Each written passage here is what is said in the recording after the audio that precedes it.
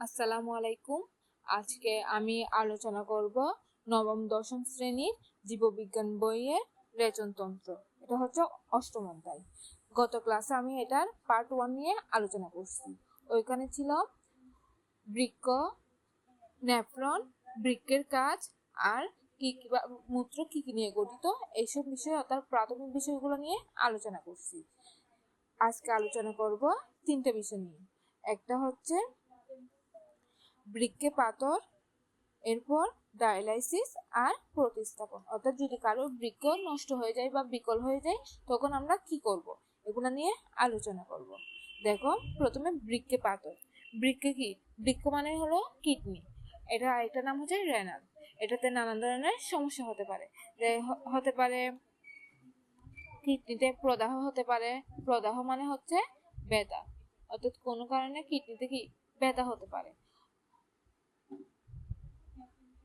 এরপর প্রস্রাবের সমস্যা হতে পারে, কিডনিতে পাথর হতে পারে। আচ্ছা, কিডনিতে পাথর মানে কি?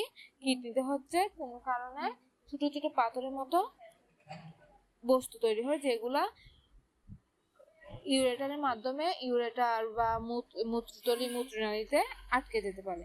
তখনই হচ্ছে কিডনিতে বিভিন্ন ধরনের সমস্যা দেখা দিতে পারে।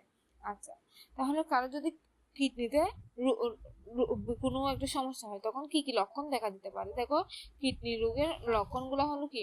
শরীর ফুলে যাবে, প্রস্রাবে অতিরিক্ত প্রোটিন যাবে। নর্মালি আমাদের প্রস্রাবের সাথে প্রোটিন যায় না, কিন্তু যদি বৃক্ক ঠিকভাবে কাজ করতে না পারে তখন আমাদের কিডনিতে কি অতিরিক্ত প্রোটিন যাবে। তারপর হচ্ছে রক্ত মিশ্রিত প্রস্রাব হতে পারে, প্রস্রাবে জ্বালাপোড়া হতে পারে, ঘন ঘন প্রস্রাব হতে পারে, অথবা ক্ষেত্র বিশেষে কি প্রস্রাবটা বন্ধ হয়ে যেতে পারে। আচ্ছা, তাহলে কাদের ক্ষেত্রে এটা হতে পারে? কাদের ক্ষেত্রে হওয়ার আশঙ্কা সবচেয়ে বেশি? দেখো, এখানে লিখছে মেয়েদের চেয়ে পুরুষের পাথর হওয়ার আশঙ্কা বেশি। যাদের অতিরিক্ত ওজন আছে, অর্থাৎ যারা হয়তো মোটা, তাদের ক্ষেত্রে হতে পারে। কিডনিতে কোনো কারণে যদি সংক্রমণ হয়, ব্যাকটেরিয়া সংক্রমণ হলে হতে পারে। কম পানি পান করলে কি কিডনিতে পাথর হওয়ার সম্ভাবনা বেশি থাকে। এটা এমসিকিউর জন্য অনেক ইম্পর্টেন্ট। আচ্ছা, এবার আসি বৃক্ক বিকল। বৃক্ক বিকল মানে কি? কোনো কারণে যদি আমাদের কিডনি কাজ করতে না পারে তখন এটাকে বলা হয় বৃক্ক বিকল। এটা হওয়ার সম্ভাবনা কাদের বেশি? যাদের নেফ্রাইটিস হয়। নেফ্রাইটিস মানে এটা আসছে নেফ্রন থেকে। নেফ্রনে প্রদাহ বা ব্যথা হওয়াকে বলা হয় কি? নেফ্রাইটিস। এরপর যাদের ডায়াবেটিস থাকে, উচ্চ রক্তচাপ থাকে, কিডনিতে পাথর থাকে, এদের কি কিডনি আস্তে আস্তে বিকল বা নষ্ট হওয়ার সম্ভাবনা বাড়ে। আমরা দেখি না, যাদের ডায়াবেটিস থাকে, আমাদের আশেপাশে যাদের উচ্চ রক্তচাপ থাকে, তাদের ক্ষেত্রে কি হয়? দেখা যায় কিছুদিন পরে এদের কিডনিতে সমস্যা হয়ে যায়। ওইটাই হচ্ছে বৃক্ক বিকল। এটা এমসিকিউর জন্য অনেক ইম্পর্টেন্ট। এমসিকিউটা আসে যে কিডনি বা বৃক্ক বিকল হওয়ার কারণ কি। আচ্ছা, এই যে ধরে কারো যদি কিডনি বা বৃক্ক বিকল হয়ে যায় তাদের কি কি সমস্যা দেখা দিবে? এদের হচ্ছে মূত্রের পরিমাণ কমে যাবে, রক্তে ক্রিয়েটিনের বৃদ্ধি পাবে। কেন? কারণ হচ্ছে ক্রিয়েটিনটা আমাদের মূত্রের মাধ্যমে বের হয়ে যায়। যদি এটা বের হতে না পারে তাহলে আমাদের রক্তে কি জমা থাকবে না, তাহলে রক্তে ক্রিয়েটিনের বৃদ্ধি পাবে। এছাড়া আর কি হতে পারে? আরো বিভিন্ন ধরনের সমস্যা দেখা দিতে পারে। আচ্ছা, এবার আসি কারো যদি বৃক্ক বিকল হয়ে যায় তখন কি করতে হয়। এটার ক্ষেত্রে দুইটা প্রসেস আছে, একটা হচ্ছে ডায়ালাইসিস আর এটা হচ্ছে প্রতিস্থাপন। ডায়ালাইসিস জিনিসটা কি? ডায়ালাইসিস হচ্ছে, আমরা কি জানি আমাদের বৃক্কের কাজ কি? এটা আমাদের শরীরের যে বিভিন্ন ধরনের ক্ষতিকারক নাইট্রোজেন গঠিত বর্জ্য পদার্থ তৈরি হয়, এগুলাকে কি করে দেয়? মূত্রের মাধ্যমে বা প্রস্রাবের মাধ্যমে বের করে দেয়। এখন আমাদের যদি কারোর কিডনি বা বৃক্ক নষ্ট হয়ে যায় তাহলে কি এটা কাজটা করতে পারবে? পারবে না। কিন্তু আমাদের শরীরে তো সব সময় কি নাইট্রোজেন গঠিত বর্জ্য পদার্থ তৈরি হচ্ছে। তাহলে এই পদার্থগুলোর কি হবে? এই পদার্থগুলোকে আমাদের শরীর থেকে বের করার প্রক্রিয়াই হলো ডায়ালাইসিস। এটা কিভাবে করা হয়? দেখো, এখানে একটা মেশিন দিচ্ছে, আমি এখানে পাশে একটা আঁকতেছি। মনে করো এটা হচ্ছে কারুর হাত।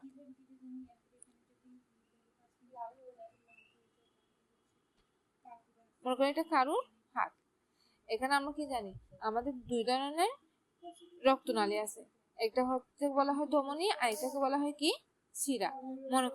মনে করলাম এটা হচ্ছে শিরা, আর এটা হচ্ছে ধমনী। আমি ধমনীটাকে লাল কালার দিয়ে আঁকি।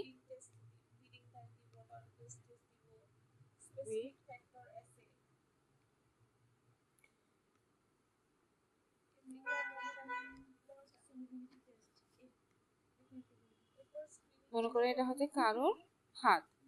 হাতে আমরা কি জানি, ধমনী থাকে, শিরা থাকে। ধরে নিলাম এটা হচ্ছে তার ধমনী, ধমনীকে লাল কালার দিয়ে আঁকি। আর ধরে নিলাম এটা হলো তার শিরা, এটা হচ্ছে শিরা, আর এটা হচ্ছে ধমনী। আচ্ছা আচ্ছা, এবার কি হয়, এই যে আমাদের ধমনীর সাথে একটা টিউব লাগানো হয়। এই টিউবটা দেখো, একটা টিউব লাগানো হয়। তারপর এখানে হচ্ছে একটা বড় পাত্র রাখা হয়, পাত্রের মতো। এটা হচ্ছে বলা হয় ডায়ালাইসিসের যে একটা ডায়ালাইসিস মেশিন। এটা হচ্ছে ধরে নিলাম ডায়ালাইসিস মেশিনটা। এর মধ্যে এটা হচ্ছে কি, আমাদের ধমনীর সাথে একটা টিউব লাগানো হয়, এটাকে বলা হয় ডায়ালাইসিস টিউব। এই টিউবটার হচ্ছে আরেকটা প্রান্ত, একটা প্রান্ত ধমনীর সাথে যোগ করা হয়, আরেকটা প্রান্ত শিরার সাথে। দেখো এটা দুইটা প্রান্ত না, এটা হচ্ছে ডায়ালাইসিস মেশিনটা। মেশিনের ভেতরে টিউব থাকে, এই টিউবের এক প্রান্ত আমাদের ধমনীর সাথে লাগানো হয়, আরেকটা প্রান্ত শিরার সাথে লাগানো হয়। দেখো নিচে এখানে হচ্ছে একটা নালী থাকে, এখানে একটা নালী থাকে, এগুলোর এখানে বোতল রাখা হয়। এবার হচ্ছে আমাদের ধমনী থেকে কি রক্ত আসবে না, এদিকে রক্তগুলো আসার সময় এটা হচ্ছে বৈষম্য পেত্র পর্দা থাকে, এটা দিয়ে কি বের হয়ে যায়, আমাদের যে নাইট্রোজেন গঠিত বর্জ্য পদার্থ এগুলা কি এখানে মেশিনটার ভেতর বের হয়ে যায়। আর রক্তগুলা হচ্ছে এভাবে গিয়ে শিরার মধ্যে প্রবেশ করে। দেখো এদিকে গিয়ে শিরার মধ্যে প্রবেশ করবে। যখনই এই মেশিনের ভিতরে আসবে, এখানে হচ্ছে আমাদের বডিতে বা আমাদের দেহে যে রক্তের প্লাজমা থাকে, ওইগুলা ওই প্লাজমার মধ্যে এখানে প্লাজমা থাকে। তো যখনই ধমনী থেকে রক্তগুলা এই ডায়ালাইসিস টিউব দিয়ে যাওয়ার সময় আমাদের কি টিউবের গায়ে হচ্ছে বৈষম্যভেদ্য পর্দা থাকে। এটা হচ্ছে আংশিক বৈষম্যভেদ্য পর্দা থাকে বা প্রাচীর থাকে, এটা দিয়ে আমাদের কি নাইট্রোজেন গঠিত বর্জ্য পদার্থগুলো এখানে চলে আসবে। আর যে রক্তগুলো কি এদিকে গিয়ে শিরাতে ঢুকে যাবে। তাই এই যে নাইট্রোজেন গঠিত বর্জ্য পদার্থ, তখন এগুলো কিসে চলে আসে, এই পাত্রগুলোতে চলে আসে। দেখো এখানে ছবিটা, এই দেখো এটা হচ্ছে ধমনী, এই যে ধমনী, ধমনী থেকে এটা টিউবের মাধ্যমে কি রক্তগুলাকে এদিকে পাম্প করা হচ্ছে না, পাম্প করে এখানে নিয়ে আসা হচ্ছে। এই যে এখান থেকে হচ্ছে নাইট্রোজেন গঠিত বর্জ্য পদার্থগুলা এর গায়ে দিকে বের হয়ে যাবে।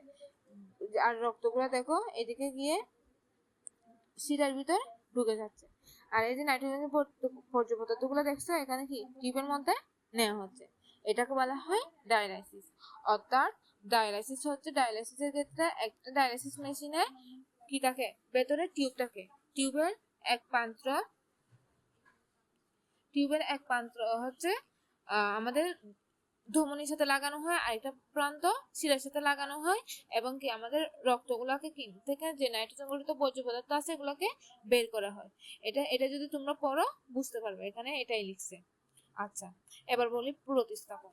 এই যে ডায়ালাইসিসটা, এটা কিন্তু অনেক কষ্টকর একটা প্রক্রিয়া আর অনেক ব্যয়বহুল। এটা ডায়ালাইসিস করতে অনেক টাকা লাগে। তো আর এটাতে অনেক কষ্ট হয়। কিছুদিন পর পর, এক সপ্তাহ পর পর এটা কি এই ডায়ালাইসিসটা করতে হয়। তো এর চেয়ে সহজ উপায় হচ্ছে প্রতিস্থাপন। ডায়ালাইসিস থেকে প্রতিস্থাপন সহজ, কিন্তু প্রতিস্থাপনের ক্ষেত্রে একটা অসুবিধা হচ্ছে, এটা কি একজনের প্রতিস্থাপন মানে কি একজনের কিডনি অন্যজনকে দেওয়া। আমাদের দেহে কয়টা কিডনি থাকে, দুইটা। তো দুইটা কিডনি থেকে আমরা যদি একজন কাউকে একটা কিডনি দান করি, তাহলে আমাদের কি শরীরে কোনো সমস্যা হবে না। আমাদের যে একটা কিডনি এটা আমাদের কি কাজটা করে ফেলতে পারবে, যে নাইট্রোজেন ঘটিত বর্জ্য পদার্থ বের করা মূত্র হিসেবে এটা করতে পারবে। তো কিন্তু এটা সমস্যাটা কি, সমস্যা হলে হচ্ছে তুমি যে কাউকে তোমার কিডনিটা দিতে পারবে না। তো কিডনি দেওয়ার ক্ষেত্রে তোমার রক্তের গ্রুপ মিলতে হবে, টিস্যু ম্যাচিং মিলতে হবে। এই জন্য এই যে নিকট আত্মীয়দের ক্ষেত্রে কি হয়, টিস্যু ম্যাচিং, এরপর হচ্ছে রক্তের গ্রুপ, এগুলো কি মিল হওয়ার সম্ভাবনা বেশি থাকে। এই জন্যই কিডনি দিতে হয় কাদের, যাদের নিকট টিস্যু ম্যাচিং করবে, রক্ত গ্রুপ মিলবে তাদেরকে। যার কারণে এটা কি সবসময় সম্ভব হয়ে ওঠে না। দেখো এখানে লিখছে টিস্যু ম্যাচ করতে হয়, আর পিতামাতা, ভাই বোন ও নিকট আত্মীয়ের ক্ষেত্রে টিস্যু ম্যাচ হওয়ার সম্ভাবনা সবচেয়ে বেশি। তাহলে কি আমাদের কি করতে হবে, এটা থেকে আমরা কি বুঝতে পারছি, আমাদের কিডনিকে সবসময় সুস্থ রাখতে হবে।